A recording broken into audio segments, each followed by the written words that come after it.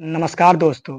देश भर के लाखों स्टूडेंट्स इस वक्त गुस्से में हैं। एग्जाम से पहले पेपर एग्जाम से आधा घंटे पहले पेपर आ चुका था है कि आपका एग्जाम कैंसिल कर दिया गया है। पेपर ऐसा सेट कर रहा है कि 60 से 70% पेपर रिपीट हो। कहीं कहीं पर कंप्यूटर हैंग होने लगे थे, तो कहीं कहीं पर सर्वर डाउन होने लगे, तो कहीं पर एग्जाम को इस सेंटर से कैंसिल कर दिया गया। और कई केसेस ऐसे भी देखने को मिले थे जहां हजारों किलोमीटर दूर स्टूडेंट्स का सेंटर भेजा गया था। जब टीचर और स्टूडेंट्स ने मिलकर इन सब बातों का प्रोटेस्ट किया, तो पुलिस ने उन पर लाठीचार्ज कर दी। एसएससी फेज 13 के एग्जाम के जरिए कई सरकारी और मिनिस्ट्री डिपार्टमेंट ने ग्रुप ए, ग्रुप बी और ग्रुप सी की फॉर्म भरी थी। इस साल यह एग्जाम 24 जुलाई से लेकर 1 अगस्त के बीच हुआ था।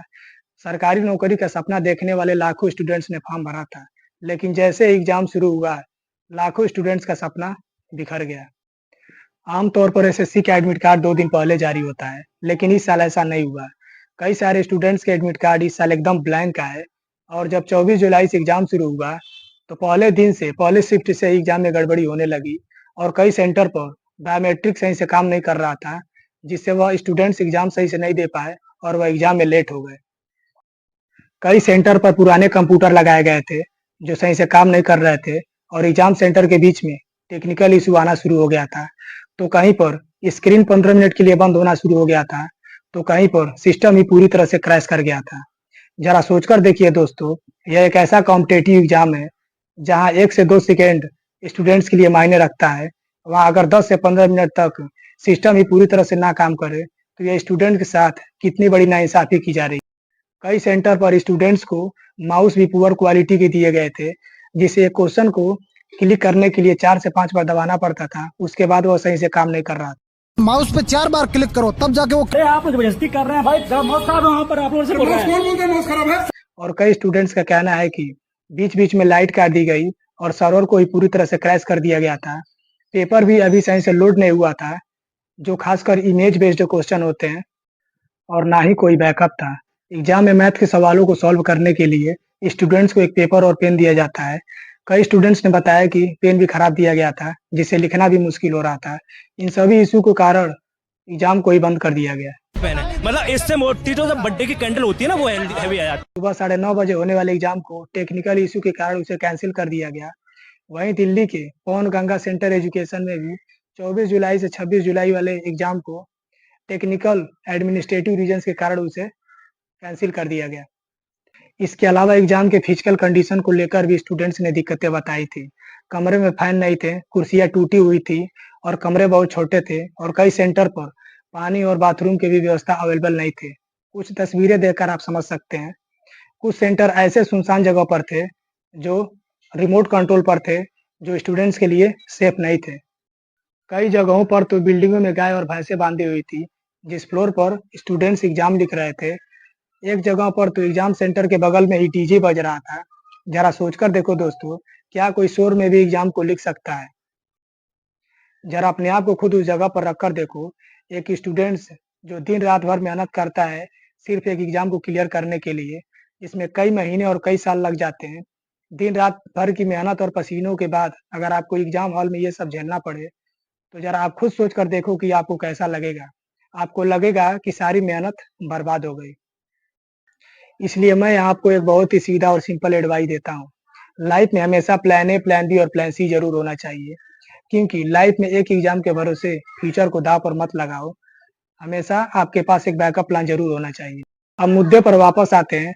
कुछ स्टूडेंट्स के मुताबिक एग्जाम सेंटर पर स्टाफ अनप्रोफेशनल या इन्विजिलेटर कंडक्ट कराने के बजाय मोबाइल चला रहे थे और रील देख रहे थे। विजिलेटर को बहुत खराब बिहेवियर था। उन्हें ये भी नहीं पता था कि एग्जाम स्टार्ट होने के बाद नहीं बातें करें आपस में। वो आपस में बातें कर रहे हैं एग्जाम के टाइम।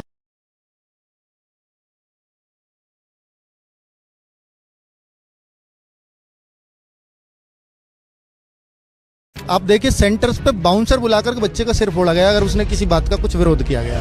आज के एग्जाम में यहाँ पर हमारे एक साथी को बहुत ज्यादा मारा गया। ये देखिए आप। स्टूडेंट्स के मुताबिक सेकेंड पेपर और थर्ड पेपर 70 से 80% सेम थे।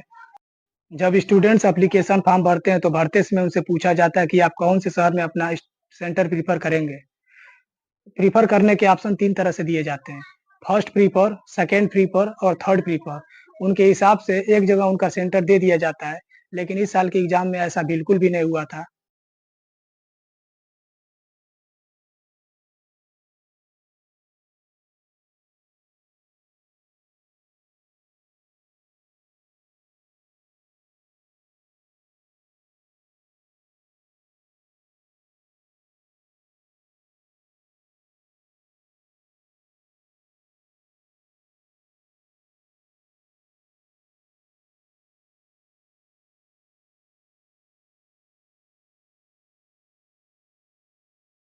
था, दूसरे दिन एग्जाम कैंसिल कर दिए सेंटर ने, सारी की सारी 31 तक की सारी एग्जामें कैंसिल कर दी है। ये सारी बातें जानकर सवाल ये उठता है कि आखिर इसके पीछे का असली जिम्मेदार कौन है। स्टूडेंट्स का कहना है कि एडुकेटिव कैरियर टेक्नोलॉजी एक कंपनी है जिसे एसएससी का एग्जाम कराने का कॉन्ट्रैक्ट मिला हुआ है। असल में बात ये नहीं है दोस्तों, एसएससी का खुद का कोई ऑनलाइन सॉफ्टवेयर नहीं है जिससे वह एग्जाम करा सके, इसलिए वह दूसरे कंपनियों को कॉन्ट्रैक्ट के माध्यम से एग्जाम करवाती है। इन कंपनियों को वेंडर कंपनी कहा जाता है। ये वेंडर कंपनी सॉफ्टवेयर के माध्यम से बायोमेट्रिक सिस्टम और बायोलॉजिकल सिस्टम को भी संभालती हैं कि किस स्टूडेंट का सेंटर कहाँ रहेगा, ये वेंडर कंपनी के हाथों में होता है। एसएससी के एग्जाम कराने का कंडक्ट टीसीएस को प्राप्त था, लेकिन इसे हटाकर एडुकेटिव कैरियर टेक्नोलॉजी को दे दिया गया। अप्रैल 2025 में मध्य प्रदेश के चीफ मिनिस्टर शिवराज सिंह चौहान ने भर्ती रोकर इंक्वायरी बैठाई और जांच की, लेकिन 6 महीने बाद फिर इस कंपनी को एक और कॉन्ट्रैक्ट मिल जाता है मध्य प्रदेश के सिलेक्शन बोर्ड में, महाराष्ट्र के कॉमन इंट्रेंस टेस्ट सेल में एमबी परीक्षा का एग्जाम कराने के लिए। फिर इस कंपनी पर पेपर लीक और चीटिंग के आरोप लगते हैं, लेकिन फिर भी इस कंपनी को इतनी सारी इरेगुलरिटी सामने आने के बावजूद भी इसे बार-बार टीसीएस से कॉन्ट्रैक्ट हटाकर एडुकेटिव को बार-बार दे दिया जा रहा है। एसएससी ने अपनी तरफ से जस्टिफिकेशन दिया है कि इस कंपनी ने अमाउंट बोली लगाई थी, इसलिए हमने इसे कॉन्ट्रैक्ट दे दिया। कुछ रुपए बचाने के चक्कर में क्या तुम करोड़ों स्टूडेंट्स का फ्यूचर खतरे में डाल दोगे? लेकिन सवाल ये है दोस्तों, इतनी सारी कंट्रोवर्सी होने के बावजूद भी एक ही कंपनी को बार-बार कॉन्ट्रैक्ट क्यों दिया जा रहा है? क्या यहाँ पर कोई पॉलिटिकल लिंक नहीं है? कारण कोई भी हो, लेकिन रिजल्ट तो निकला है कि अब करोड़ों स्टूडेंट्स का फ्यूचर दांव पर लग गया है। जब एडुकेटिव को एसएससी का एग्जाम कराने का कॉन्ट्रैक्ट मिला, तब लोगों ने सोशल मीडिया पर वार्निंग दी थी। स्टूडेंट्स एग्जाम होने से पहले ये जानते थे कि किस कंपनी को कॉन्ट्रैक्ट मिला है तो कुछ न कुछ दिक्कतें होंगी, और वही हुआ। 24 जुलाई से जब एग्जाम शुरू हुआ तो कंप्लेन आना शुरू हो गया। SSC vendor failure, SSC reform hashtags, और कई बड़े टीचर और स्टूडेंट्स इस सपोर्ट में आने लगे। और टीचर्स ने कहा कि एसएससी ने खुद माना है कि 55,000 से ज्यादा कंप्लेन मिली है। सवाल ये है दोस्तों, 3 लाख स्टूडेंट्स में से 55,000 से ज्यादा कंप्लेन आ गई, तो 13 अगस्त को वह कैसे इस एग्जाम को कराएगी, जहां पर 30 लाख से ज्यादा स्टूडेंट शामिल होंगे, और फिर इसी कंपनी को कॉन्ट्रैक्ट दे दिया गया है। ये बड़ी शर्म की बात है दोस्तों। जब टीचर ने इस पर सवाल खड़े किए तो उनके ट्विटर अकाउंट को सस्पेंड कर दिया गया, और जब स्टूडेंट्स ने इस प्रोटेस्ट को डिजिटल से रियल में लाए तब दिल्ली चलो का नारा लगाया गया। उनकी डिमांड बड़ी सिंपल थी, इस कंपनी को इस कॉन्ट्रैक्ट को हटाकर टीसीएस से दे दिया जाए। अगर ऐसा नहीं होता है तो एसएससी सीजीएल का एग्जाम पोस्टपोन कर दिया जाए।